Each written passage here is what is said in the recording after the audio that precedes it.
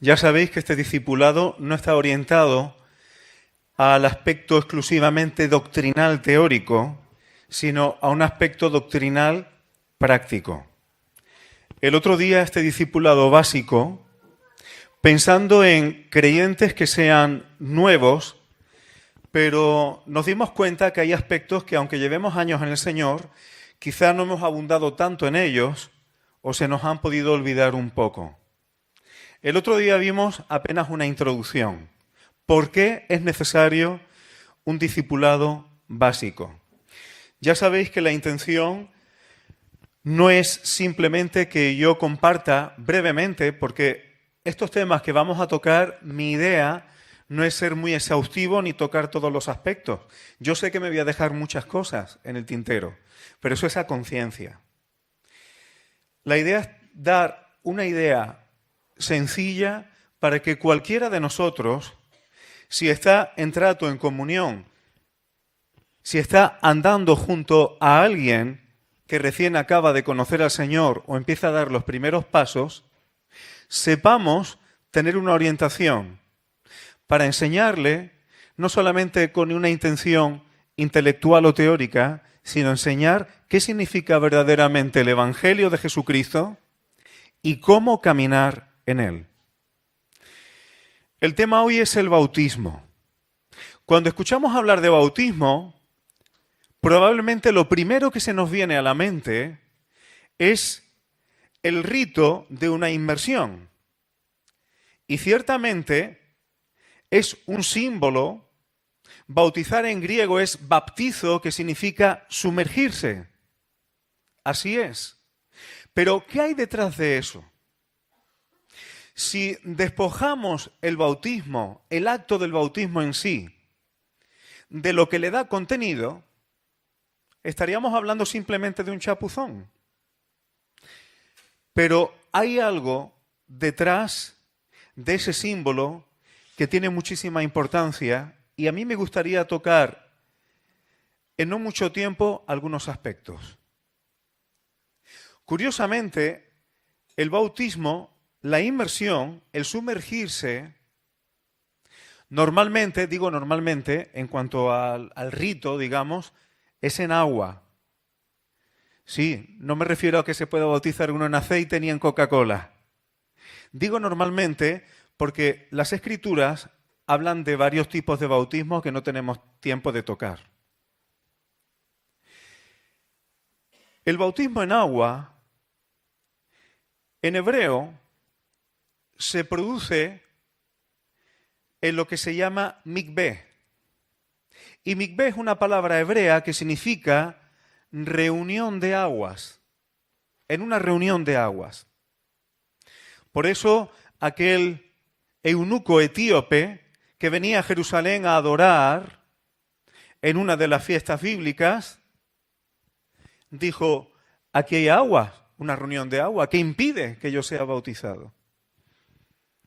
Curiosamente, la raíz de la palabra hebrea mikveh viene de un verbo que significa tener expectativa, esperanza o confianza en que algo va a ocurrir o va a pasar. Y esto es interesante, hermanos. Esto es interesante. Jeremías capítulo 17, versículo 13, empieza diciendo, oh Jehová, esperanza de Israel. La palabra esperanza ahí es mikveh, la misma que se utiliza para reunión de aguas donde uno es bautizado. Y esto es importante, hermanos, porque cuando alguien se bautiza, cuando se da el paso del bautismo, se está expresando una confianza, una fe de tener esperanza en un proceso en el que va a ayudar el Espíritu Santo. El bautismo, como ahora veremos, no es una meta. Los que hemos sido responsables de jóvenes y hemos tratado con ellos durante mucho tiempo, nos hemos dado cuenta que hay jóvenes que quieren bautizarse, pero muchas veces quieren estar esperando mucho tiempo hasta que no alcancen ciertas victorias en algunos aspectos de su vida. Y a veces retrasan y retrasan y retrasan, como si el bautismo fuera una meta. Y en realidad el bautismo es el comienzo de una carrera. Algo parecido a una boda. Cuando los novios preparan las bodas, parece que la boda es una meta. Mucho ajetreo, mucha organización, mucha ilusión, mucho esfuerzo en el día de la boda. Pero el día de la boda es el comienzo de una carrera que normalmente es bastante larga. Normalmente es bastante larga. Y hay que prepararse. En el caso del bautismo es algo parecido. Es el comienzo de una carrera. Y de una carrera también de fondo. Hay un texto clave que a mí me gustaría tocar para que podamos reflexionar acerca del bautismo. Primera de Corintios 10, versículos 1 y 2. Dice así el apóstol Pablo a los Corintios: porque no quiero, hermanos, que ignoréis, es decir, no quiero que dejéis de saber que nuestros padres, todos, estuvieron bajo la nube y todos pasaron el mar. Y dice el versículo 2, y todos en Moisés fueron bautizados en la nube y en el mar. Esto es muy interesante. Fijaos, ¿en quién fueron bautizados? En Moisés. ¿Por qué? Porque Moisés los guió al bautismo de la nube y al bautismo del mar y los guió al Padre allí en Sinaí. Cuando nosotros hablamos de bautismo, ¿en quién bautizamos? ¿Quién es el que nos guía bajo la nube y también figuradamente nos hace pasar a través del mar y es el que nos lleva de camino al Padre? El Señor Jesucristo. Dios envió a Moisés para bautizar al pueblo en la nube y en el mar para llevarlos a un encuentro con el Padre. Y Moisés avisó, no quiero irme mucho por ahí, pero dijo: de entre medio de vosotros se levantará uno como yo. Y hay del que no le eche cuenta. Hay del que no le eche cuenta. Y el apóstol Pedro repite esto en su primer discurso en Hechos de los Apóstoles. Así que el Señor Jesús es el que nos va a guiar, igual que en la nube e igual que en el mar, a tener un encuentro con el Padre. Y hermanos, cuando Jesús dijo: yo soy el camino, la verdad y la vida y nadie viene al Padre, hay personas que todavía están pensando en que se refiere exclusivamente a un encuentro con el Padre en el cielo. Pero yo quiero tener comunión con mi Padre y con mi Creador ya y aquí. Y eso es posible en Cristo Jesús. La nube guió a Israel antes de pasar el mar. Por cierto, yo no sé esta nube, pero por lo menos las nubes que conocemos también son agua. Esta nube guió a Israel desde que salen de Egipto, a través del desierto, hasta que llegaron al mar y aparentemente quedaron sin salida. Pero esta nube, que les protegía del sol y que se puso incluso en la retaguardia, les guió hasta donde ya no había más remedio que entregarse en las manos del Señor. Detrás tenían Egipto, el ejército de Faraón, y delante tenían el mar. Dios, por medio de Moisés, abre el mar, reconoce a Israel como sus hijos. Ahora diré por qué estoy diciendo esto. Pero cuando pasan los egipcios por el mismo bautismo, los egipcios mueren, pero Israel pasa en seco. Hermano, nada más que este texto pudiéramos tener días hablando de él. Pero hay una cosa que sí quiero comentaros. Yo sé que estoy diciendo ahora cosas que no son demasiado básicas, ya sabéis que es uno de mis defectos. En las leyes del antiguo Medio Oriente, incluso anteriores a Israel, una de las formas de adoptar a un hijo y darle la primogenitura era haciéndolo pasar por agua. Y esto era ordenamiento jurídico. Esto era legalidad. Si un hombre cogía un bebé recién nacido o lo hacía pasar por agua, aunque no fuera su hijo biológico, lo estaba reconociendo como su primogénito y como su heredero. Esto sería más largo de tocar. ¿Pero pensáis que Dios no cumple legalidades? Cuando Israel entró a Egipto, pasaron a través del Nilo. Y Dios sacó a Israel de Egipto cuando murió, después de haber muerto el faraón que lo recibió con José. Pero ¿qué hace Dios cuando saca a Israel de Egipto? Los hace pasar por agua. Son su hijo, su primogénito. Cuando Dios manda a Moisés para sacar a Israel, le dice que le diga a Faraón, deja salir a Israel, mi hijo, mi primogénito. Cualquiera le dice que no al Señor. Él lo hizo y tuvo problemas muy serios. Así que lo que hizo aquí el Señor fue cumplir legalidades. Vamos a irnos un momento a Mateo capítulo 3, del 13 al 17. Lo voy a parafrasear para ir un poquito más ligero. Todavía no he empezado con lo básico, os pido que me perdonéis. Pero hay aspectos del bautismo, hermanos, que no conocemos muchas veces aunque llevemos tiempo en el Señor. Cuando Jesús viene de Galilea a Juan el Bautista en el Jordán, viene para que Juan lo bautice. Juan no quería, dice, pero si soy yo el que tiene que ser bautizado por ti. Y Jesús le dice, no, tú me dejas y bautízame. Lo estoy parafraseando. Y dice, porque conviene que cumplamos toda justicia. ¿Y qué pasa en el momento que Jesús es bautizado y sube del agua? Que Dios dice en el versículo 17, en voz desde los cielos, el Padre dice, este es mi Hijo amado. Legalidad. Orden. Dios es un aspecto que nos cuesta trabajo entender muchas veces, pero Dios hace las cosas legalmente. Dios hace las cosas conforme a un orden jurídico. Jesús era ya hijo de Dios, por supuesto, el santo ser que nacerá, le dijo el ángel a María.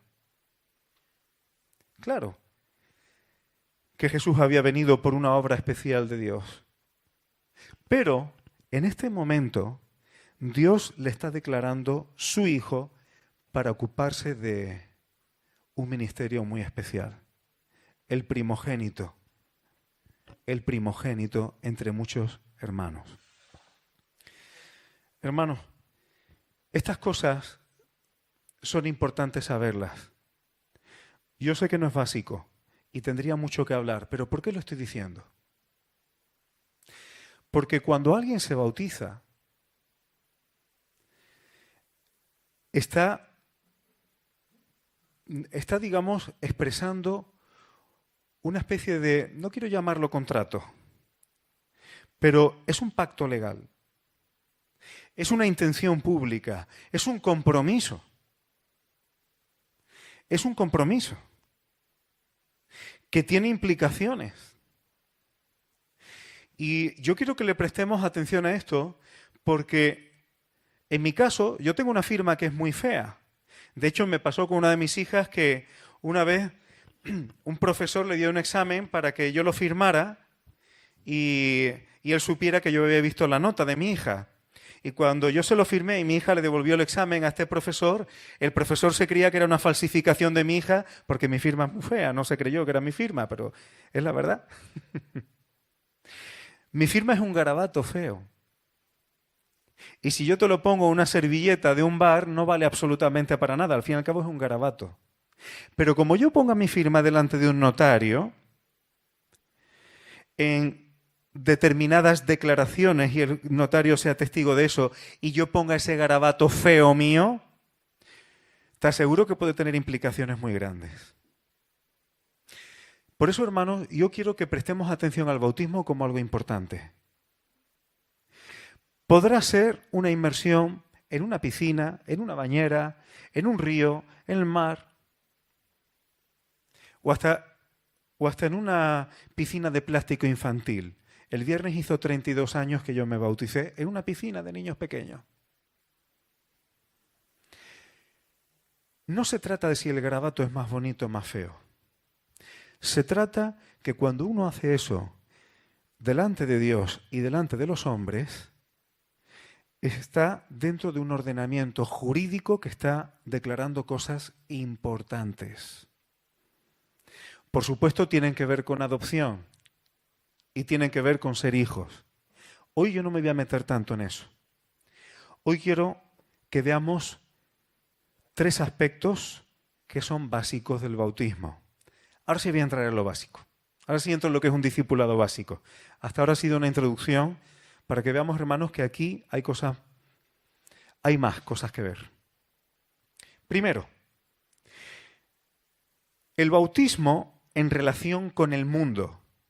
Cuando yo diga la palabra mundo, me estoy refiriendo a este sistema, a este orden que impera en esta tierra y que sabemos que está, en palabras de Jesús, está bajo Satanás. Este mundo tiene un príncipe, un dragón, lo hemos visto en Apocalipsis, que una serpiente antigua que engaña al mundo entero. Y todo está viciado. Este mundo tiene una seducción, una forma de funcionar y una serie de características de las cuales la Biblia habla.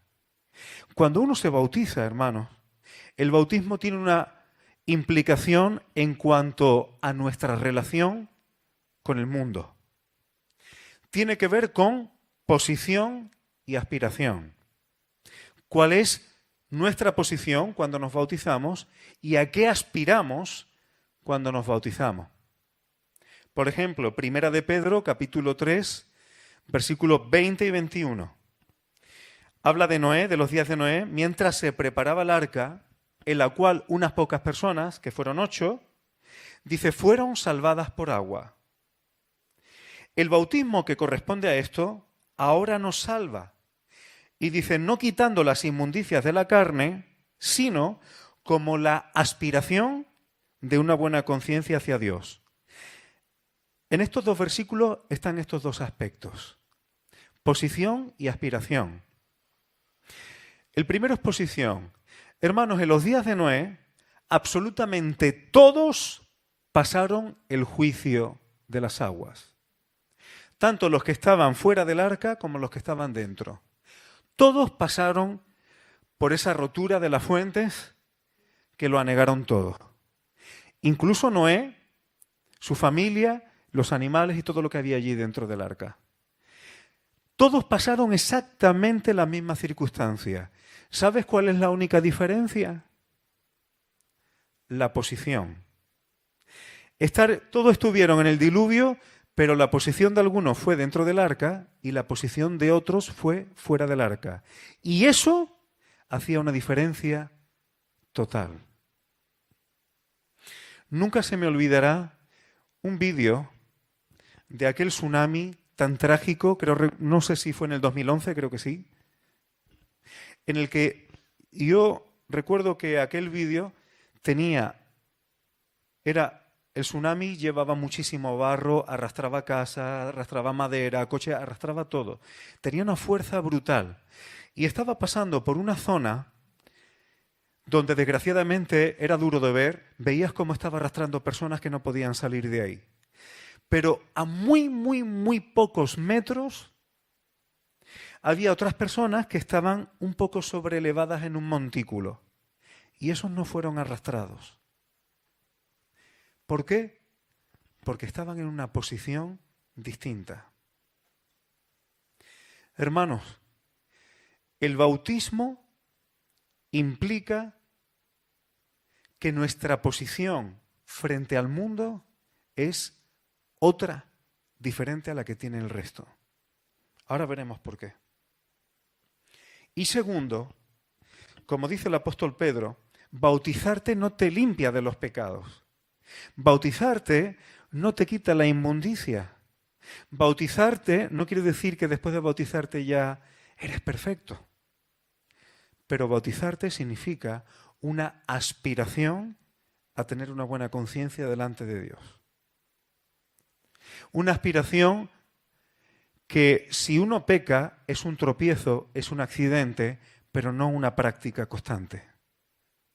Esos son dos aspectos, hermanos, que tienen que ver con el mundo y con nuestra persona. Ahora, si tú perteneces al mundo, da igual si eres muy buena persona, da igual cómo te comportes, da igual cuál sea tu conducta, si perteneces al mundo, estás en contra de Dios y eres su enemigo. Esto lo dice la Escritura. Tú puedes ser una excelente persona y querer comportarte muy bien, pero si perteneces al mundo, si jurídicamente, si en el orden legal de Dios, tu pertenencia es al mundo, tienes a Dios de frente. Tienes a Dios a la contra, independientemente de cómo te comportes. ¿Y por qué enemigos de Dios? Porque hay 4 cosas que podemos extraer de las Escrituras que nos hablan del mundo, de este mundo que está condenado a perecer y que sabemos que está en bancarrota. Son estos 4. Delante de Dios, este mundo está condenado. El que no cree ya ha sido condenado. Delante de Dios, este mundo, su forma de funcionar y el príncipe de este mundo que lo está manejando tiene sus días contados. Lo estamos viendo en Apocalipsis también. 2. Este mundo yace bajo el maligno. 3. Este mundo crucificó al Señor. Hay quien dice, los judíos crucificaron al Señor. No, no fueron los judíos. Fueron judíos, fue el poder religioso, fue el poder político, también fueron los romanos. Y el mismo pueblo que estaban con palma en sus manos cuando entró en Jerusalén 4 días antes, estaban pidiendo que se soltara a Barrabás para que crucificaran a Jesús. ¿Quién crucificó a Jesús? El mundo. Y este mundo es enemigo de Dios. No hace falta que hable mucho de esto. Pero tú mira todo lo que Dios quiere en el orden de la vida y este mundo, ya no solamente por práctica y por costumbre, sino cada vez más hasta sus propias leyes son exactamente lo contrario a lo que quiere Dios. Este mundo es enemigo de Dios. Cuando alguien se da cuenta, si yo me doy cuenta de estas 4 cosas, respecto al mundo, y soy consciente de ello, ¿qué debo hacer? Abandonar el mundo, estar en este mundo, pero no pertenecer a él. Cuando yo me di cuenta de esto, el mundo me podrá intentar seducir, el mundo podrá intentar engañarme, podrá tratar de darle vuelta a las cosas para hacerme pensar que hay aspectos del mundo que en el fondo son muy parecidos a lo que Dios quiere. Hay muchos engaños. Pero delante de Dios la posición tiene que estar clara. Abandonar el mundo. Por eso, hermano, la salvación que tenemos en Cristo Jesús no es solamente por culpa de mis pecados y de las cosas que yo hago. Yo necesito ser salvo porque como pecador he cometido muchos pecados. Y sí, necesito salvación por eso. Pero no solamente por eso, sino que necesito ser salvo de mi relación con este mundo que es enemigo de Dios. no solo necesito ser salvo de mí mismo, necesitamos ser salvos de nuestra relación con el mundo. Y por tanto de la posición que tenemos en él. ¿Y qué tiene esto que ver con el bautismo? Esto tiene que ver que cuando nos bautizamos, la gente que te rodea no sabe que eres distinto cuando eres un creyente nuevo. En parte por lo que decimos, pero cuando nos bautizamos estamos diciendo a las personas que son testigos que hemos tomado la decisión de abandonar este mundo, que ponemos fin a nuestra relación con este mundo y que todo el mundo sepa que no pertenecemos al mundo, sino que pertenecemos al Señor Jesucristo. Y el Señor Jesucristo es la posición que nos salva.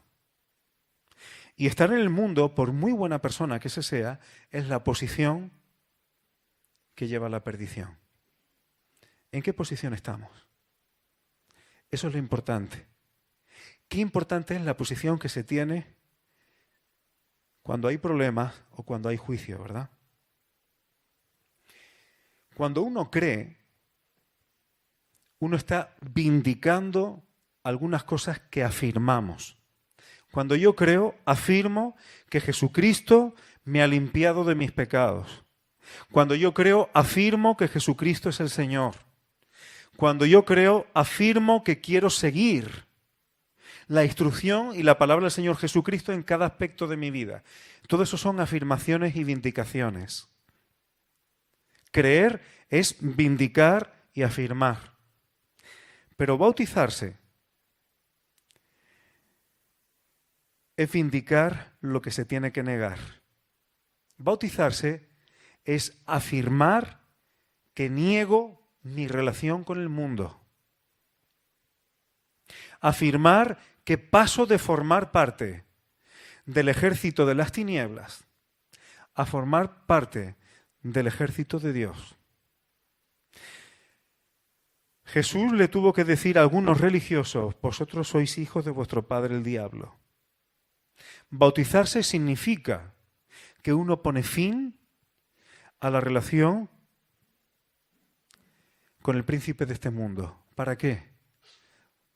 Para decir pertenezco al Señor Jesús. Todo esto, hermanos, tiene que ver con el bautismo en relación al mundo. Y esto es importante, hermanos. Cuando una persona cree, se bautiza, pero ama el mundo y quiere vivir con él y está buscando constantemente cómo equilibrar la vida cristiana con el mundo, eso no es posible. No podemos mimetizarnos con el mundo. ¿Cómo voy a buscar un equilibrio con lo que Dios ha dicho que es su enemigo? El que tiene amistad con el mundo se hace enemigo de Dios. Eso dice Santiago. No tiene sentido, no podemos buscar ese equilibrio. El bautismo es una afirmación legal de a quién pertenecemos. Es mejor no bautizarse que bautizarse para amar y seguir este mundo. Segundo aspecto, el bautismo en relación a los pecados. Ya hemos visto antes cómo Pedro nos dice que el bautismo es una aspiración a una buena conciencia delante de Dios. En Pentecostés se predicó, Hechos 2:38, arrepentíos y bautícese cada uno de vosotros en el nombre de Jesucristo, para perdón de vuestros pecados. ¿Qué quiere decir esto? Primero, arrepentíos. El bautismo no sirve para nada si no hay arrepentimiento de obras muertas. El Evangelio tiene poder legal por lo que Cristo ha hecho en la cruz y por esa obra de justicia que es una obra maestra de Dios. Pero lo único que se nos pide es arrepentimiento. Si yo no me arrepiento de mis pecados, ¿de qué me va a limpiar la sangre de Cristo? Si yo no me arrepiento de lo que ama el mundo, ¿para qué me voy a bautizar? ¿Qué estoy proclamando? El arrepentimiento es básico, hermano. Sin arrepentimiento no hay evangelio. Y yo sufro mucho cuando se predica un evangelio de, oye, acepta a Jesús. ¿Pero qué significa aceptar a Jesús? Dale paso a Jesús en tu vida. Y en un plan como que, oye, Jesús es guay. Y a veces se dice un poco en este plan. Pero ojo, si no hay arrepentimiento, Jesús no es guay. Si no hay arrepentimiento, la obra de Cristo, ¿cómo se va a aplicar en nuestras vidas? Arrepentíos. Cuando Pablo se convierte, se envía a un discípulo. Además, me gusta cómo se dice. No se envió a un creyente, se envió a un discípulo. Solamente un discípulo puede discipular. Hoy día hay poco discipulado. ¿Sabéis por qué? Porque hay muchos más creyentes que discípulos de Jesús. Y ese es el problema. Pero Ananías le dijo a Pablo, levántate y bautízate y lava tus pecados. El bautismo no es un rito que por hacer el rito los pecados son lavados. Eso lo hace la sangre de Cristo. ¿Qué quiere decir lava tus pecados? Es la intención de purificar nuestros pecados una vez que hemos sido bautizados. El punto de partida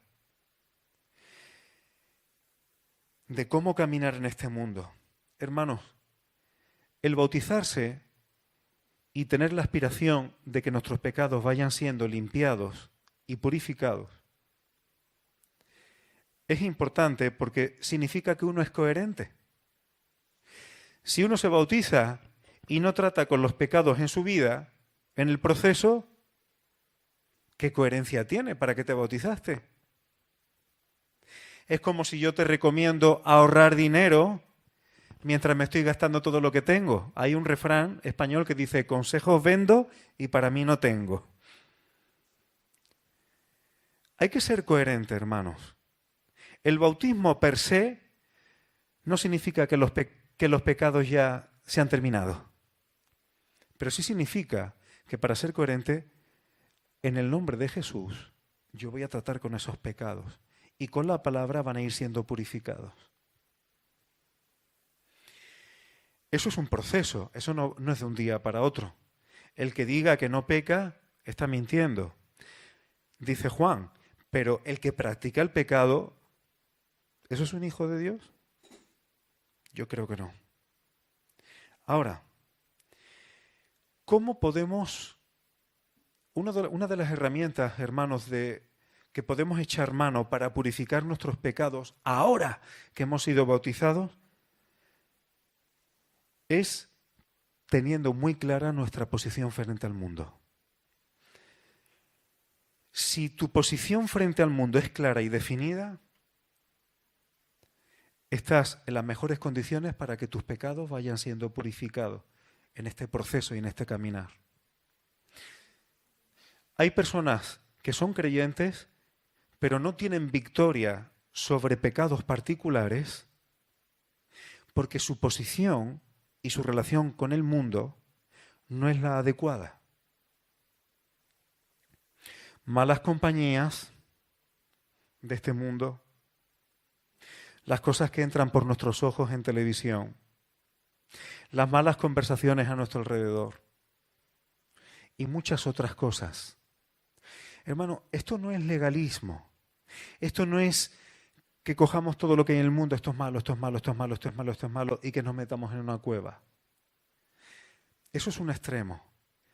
Pero nuestra posición y nuestra actitud frente a lo que nos rodea en el mundo sí es clave para que tengamos victoria frente a nuestros pecados. Este mundo está especializado en seducirnos, en arrastrarnos, para que si Dios dice A, el mundo dice, bueno, es una A que se acerca mucho a B, y al final el mundo va trabajando tu mente y tu corazón, y por eso tantos creyentes muchas veces están como el hámster dando vuelta con los mismos pecados constantemente. Me humillo, Señor, me quebranto ante ti, límpiame, y a la semana siguiente otra vez, otra vez. Y toda la semana buscando un quebrantamiento. Y repiten, me ha quebrantado el Espíritu Santo. ¿De verdad? Si el Espíritu Santo te quebranta de verdad a causa de un pecado personal tuyo, ¿tú crees que en una semana el poder del Espíritu Santo se ha ido y ahora tienes que volver a quebrantarte? Cuando el Espíritu Santo te quebranta de verdad, eso tiene poder y uno es liberado. Eso sí, ¿qué significa que el Espíritu Santo quebrante? Eso es otro tema. Pero dice la palabra que el que ha padecido en la carne terminó con el pecado. Y hay veces que es el Espíritu Santo el que nos hace padecer en la carne. Señor, ¿por qué permite? Pues para que termines con ciertos pecados tuyos y míos. El Señor sabe trabajar en sus hijos. Pero hermanos, mucha disciplina del Señor nos ahorraríamos si tuviéramos una actitud muy clara y muy definida frente a las cosas de este mundo. Si nuestra actitud es, soy cristiano, pero para que no seamos bichos raros y empezamos a claudicar en cosas que en sí mismas no son pecados, pero que van trabajando nuestra mente, nuestro corazón, vamos a decir nuestra cultura y nuestra educación, probablemente las cosas que sí son pecados se mantienen. Esto es uno de los secretos, hermanos, de llevar una vida en victoria frente al pecado. Aunque hay otros, pero hoy no es el tema de eso. Un último punto. Una vez que hemos sido bautizados, tenemos que seguir aprendiendo sobre el bautismo. Sí, yo me bauticé hace 32 años, pero aún hoy día sigo aprendiendo cosas en la Escritura que tienen que ver con el bautismo y que me hacen reflexionar y que me hacen darme cuenta que aquello no fue simplemente un acto litúrgico.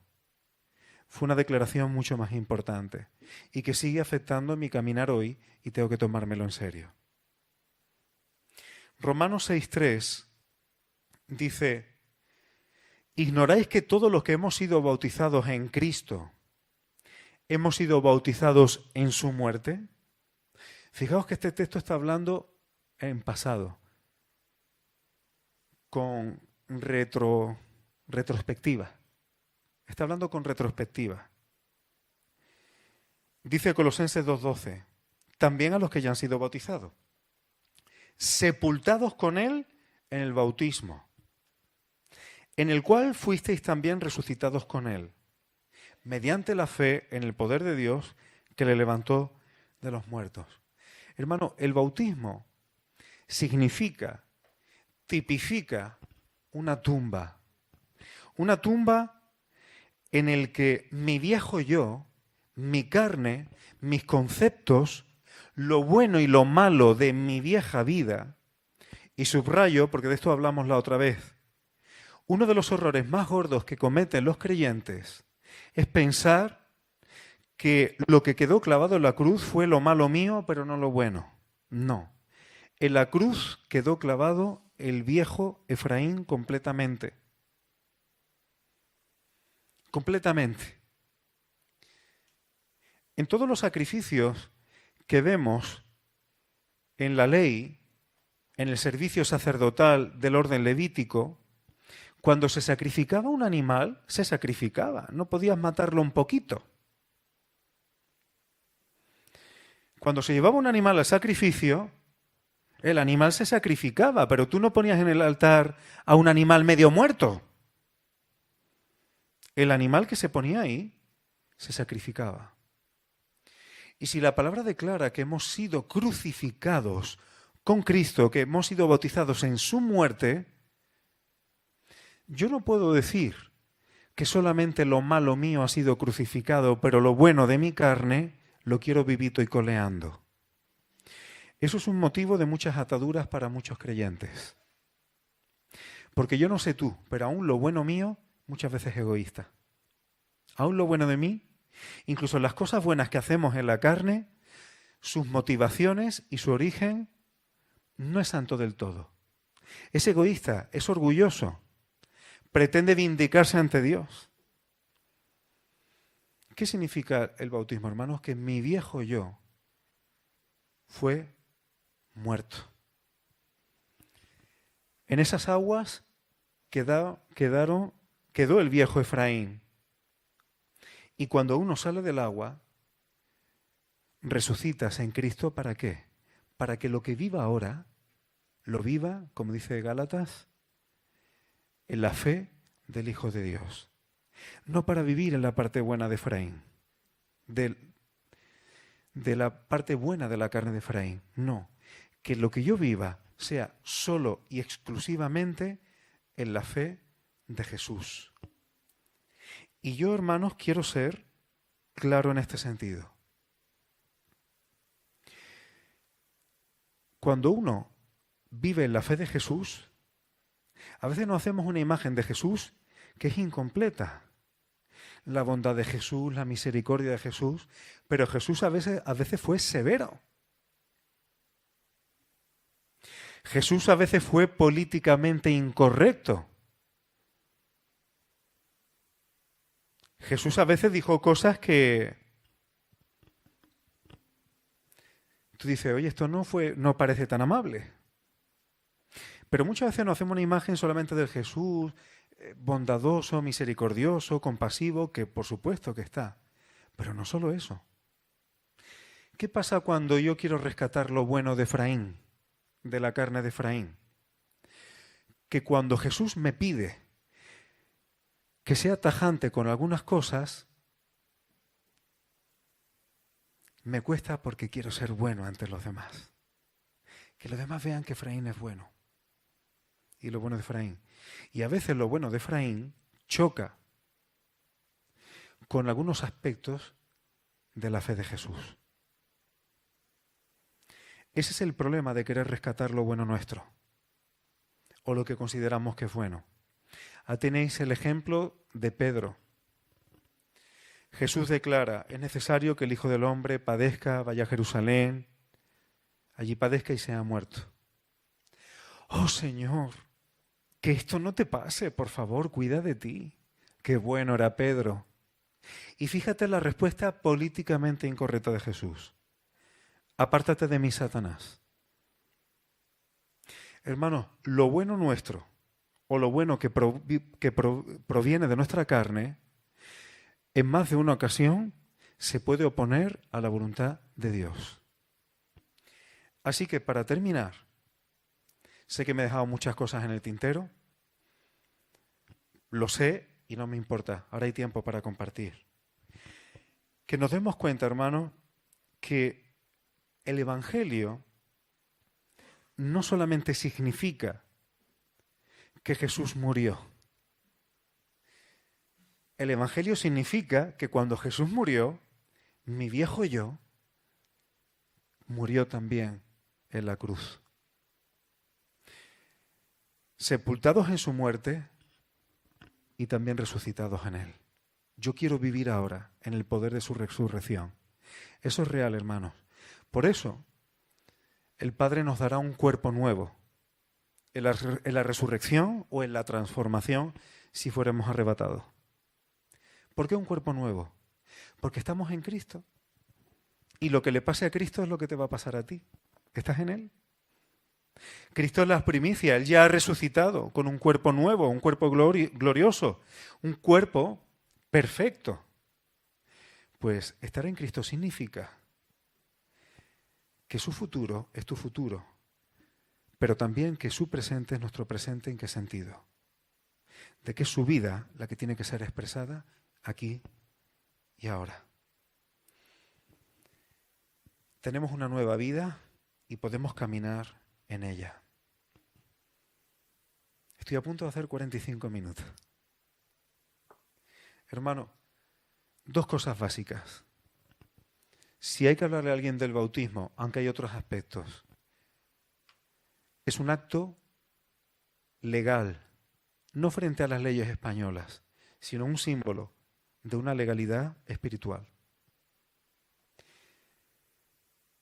Significa una pertenencia y una posición clara frente al mundo y también significa, en relación a los pecados, una aspiración de vivir purificándonos de ellos. Y esto es posible en la conciencia de que mi viejo yo quedó en la cruz con Cristo y que lo que ahora vivamos tiene que ser sujeto a su palabra, guiados por su Espíritu. ¿Cómo sé yo que mi viejo yo está crucificado y que lo que yo pueda vivir ahora es en la fe de Jesús? Cada vez que le obedezco. Pues ¿sabes una cosa? Cuando yo obedezco a Jesús, muchas veces mi carne no quiere. Me cuesta, busco justificaciones, trato de compensar por otro lado para no obedecer en ciertas cosas. Mi carne es muy lista para lo malo, no sé la tuya, pero la mía se sabe todos los trucos. Mi carne religiosa le tengo más miedo que a la carne mundana. Se sabe todos los trucos. Cuando Jesús dice una cosa y yo obedezco, aunque no me apetezca, ahí tengo la certeza de que mi carne está siendo crucificada. Esa palabra que hoy se utiliza tan poco y que suena hasta represiva y fea, como es la obediencia, es la clave para uno constatar que la voluntad está puesta al servicio de la guía del Espíritu Santo. Eso es tan vigente y tan necesario como siempre. Así que vivamos en la fe del Hijo de Dios.